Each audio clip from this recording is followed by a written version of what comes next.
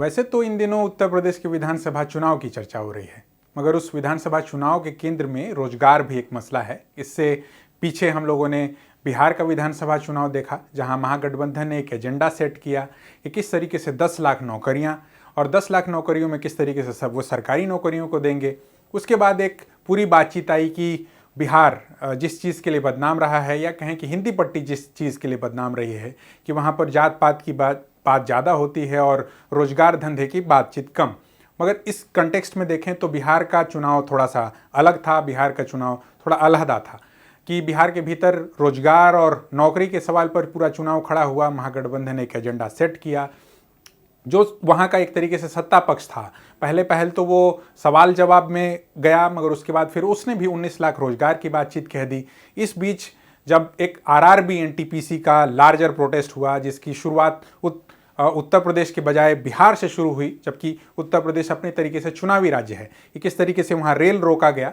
मगर इसको देखने से पहले हमें उसके बैकग्राउंड में थोड़ा देखना पड़ेगा, उसकी थोड़ी पृष्ठभूमि को खंगालना पड़ेगा। ये किस तरीके से जब रेल रोको का पूरा बात आता है, तो रेल रोकने से पहले करीब 9 मिलियन ट्वीट्स होते हैं, और 9 मिलियन ट्वीट्स में किस तरीके से रोजगार की बातचीत होती है, कैसे एक कैलेंडर की बातचीत होती है, किस तरीके से जो पूरा एक रेलवे का सेक्टर है जो सबसे बड़ा जॉब का सेक्टर है, और क्यों उत्तर प्रदेश और बिहार से अधिकांश संख्या है जो वहाँ पर उन नौकरियों की तैयारी करती है, किस तरीके के छात्र हैं, वो किन परिस्थितियों में रहते हैं, उनका बैकग्राउंड क्या है, वो किस जातीय बैकग्राउंड से आते हैं, उनका सामाजिक या आर्थिक आधार क्या है। इन सारी चीज़ों के लिहाज से, इन सारी चीज़ों को समझने के लिहाज से हम ग्राउंड पर गए और हमने उन सारे स्टेक होल्डर से, छात्रों से, कोचिंग संस्थान के चला रहे संचालकों से, इसके अलावा और भी अलग अलग लोगों से बातचीत करके उनकी पूरी बातचीत हम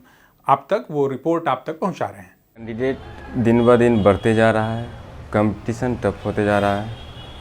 रही बात, अगर गांव में किसी का जॉब होता है तो हर कोई ताना देने लगता है, घर से भी प्रेशर होता है कि जल्दी सर्विस लो, जल्दी नौकरी करो, तुम क्या कर रहे हो, तुम्हारा रिजल्ट नहीं हो रहा है, इतना दिन से पढ़ रहे हो, करते कुछ नहीं क्यों, सबका हो रहा है, तुम्हारा क्यों नहीं हो रहा है। ऐसा प्रॉब्लम से अति करना पड़ता है। किसी भी घर में नॉर्मल अगर कमरा खोजा जाए तो छोटा सा बड़ा ही होता है। अब यहाँ पे छोटा सा रूम में रहना, उतना ही स्पेस में खाना बनाना, रहना, पढ़ना, एडजस्टमेंट बहुत ही टफ होते जाता है। रूम शुरू हुआ, ख़त्म हो गया, पता नहीं चलता हम लोग कहाँ हैं। सफल होने का संख्या तो बहुत कम है ही। जॉब कम है, वैकेंसी कम है, वैकेंसी बहुत कम आता है। स्टूडेंट का जनसंख्या बढ़ता ही जा रहा है, तो मेहनत करना बहुत टफ हो गया है। मेहनत कर रहे हैं, मेहनत करने के बावजूद भी कभी कुछ प्रॉब्लम, कभी कुछ प्रॉब्लम, कभी कुछ प्रॉब्लम फेस ही करना पड़ता है। रिजल्ट लेकिन कभी हो नहीं पाता सही से। कोविड में तो 8-10 महीना हो गया था, धीरे धीरे रेंट बढ़ता ही गया, बढ़ते बढ़ते बहुत बड़ा अमाउंट हो गया वो। अब मकान मालिक का भी प्रेशर था, स्टूडेंट का भी प्रेशर है। घर में एक बार में पैसा देना। मकान मालिक भी कुछ कम किए, हम भी कुछ कम करके दिए। उस समय भी एक अफवाह चला था जो किराया नहीं लिया जाएगा स्टूडेंट वगैरह वगैरह से। अब अफवाह सच था, झूठ था, क्या था, बरगलाया गया, हम लोग कह नहीं सकते हैं। उसमें एक बार में बजट हिल गया, समझिए। एक बार में पैसा देना बहुत बड़ी बात होती है।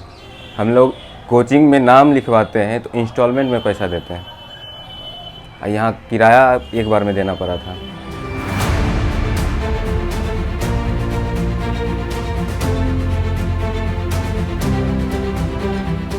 सब चीज़ महंगाई इतना बढ़ गया है। रूम मतलब खर्चा बहुत कम आता है, बहुत कम खर्चा आता है, और उसी में सब चलाना उनाना रहता है। कितना आता है खर्चा? खर्चा मेरा आता है, मान लीजिए 3000 रुपये आता है, जिसमें से हम 1200 रुपये रूम रेंट दे देते हैं। अभी तो लाइब्रेरी बंद है, लॉकडाउन में लाइब्रेरी का 400 रुपया दे देते थे।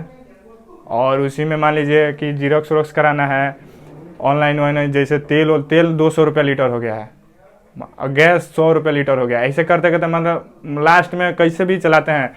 सुबह का खाना चावल दाल एक ही में बनता है कि थोड़ा गैस का बचत होगा। क्या करिएगा, बहुत मुश्किल से खाते हैं पीते हैं लोग, घर के जैसे खाना भी नहीं मिलता है।